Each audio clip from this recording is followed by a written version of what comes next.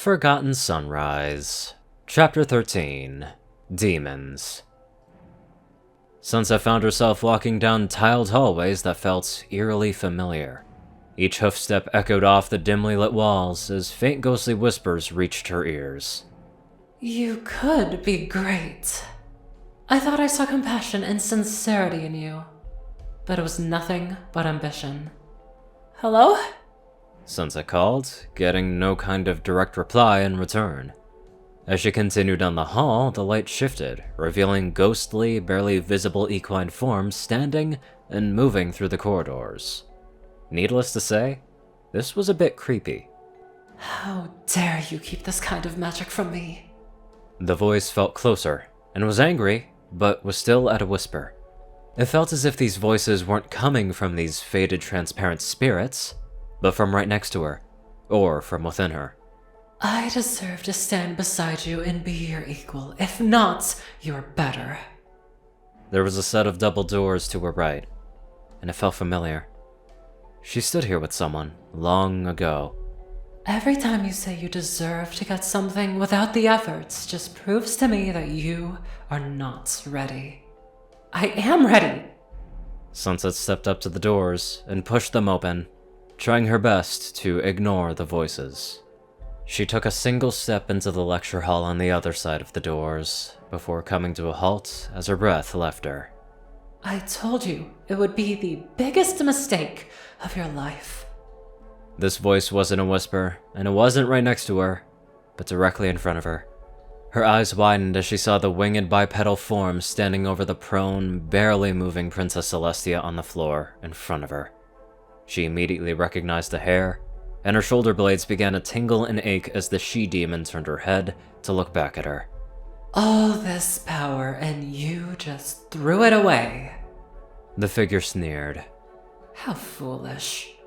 Without another word, the demon raised her right arm, and a stream of fire erupted out of her palm towards the unicorn.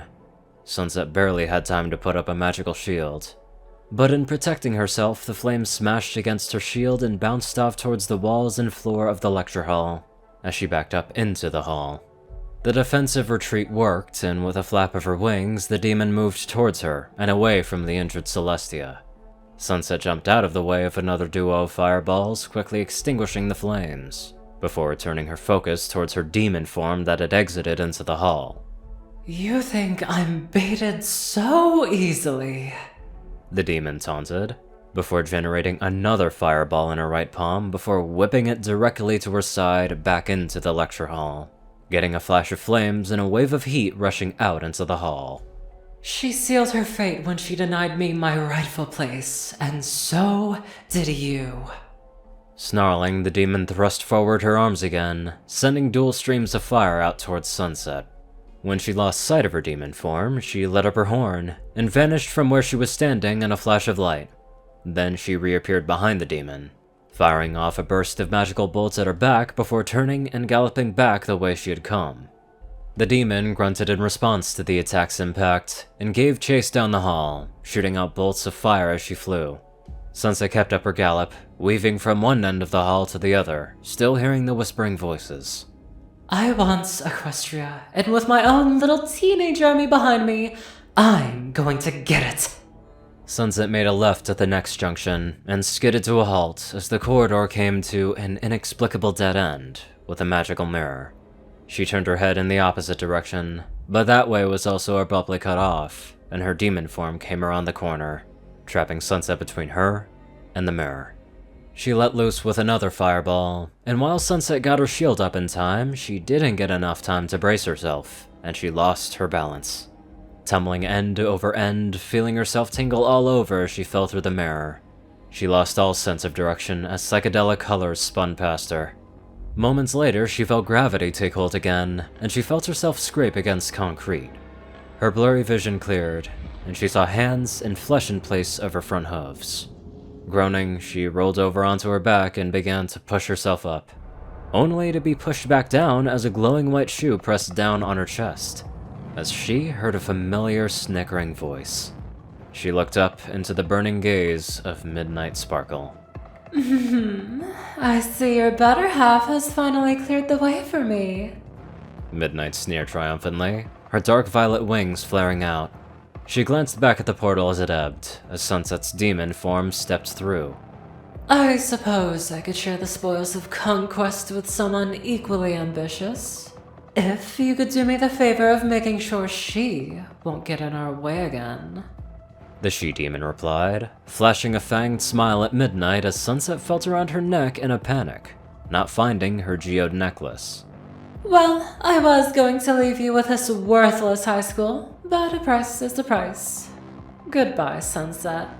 Midnight growled, reaching out an open palm towards the prone Sunset. The girl braced herself a split second before a blinding white beam of magic shot out of Midnight Sparkle's outstretched hand, enveloping her in a white-hot light. She gritted her teeth and tried to endure the burning. Sunset shot up in her sleeping bag with a gasp. After taking a few deep breaths and looking around to confirm her surroundings, she brought up her front legs out of her sleeping bag to confirm that they were indeed hooves at the ends. After one more breath, she felt how damp and sweaty her sleeping bag had become in her sleep. Then she unzipped it, tossing the top flap off of herself and rolling to her feet. She tapped the screen of her phone charging in the corner, and saw that it was 5:15 in the morning. Groaning lightly, figuring it wouldn't be worth to try and get back to sleep, she unzipped her tent and stepped outside. After a momentary glow from her horn, the fresh kindling in the campfire lit up to a small crackling blaze. Then, she sat down in the dirt.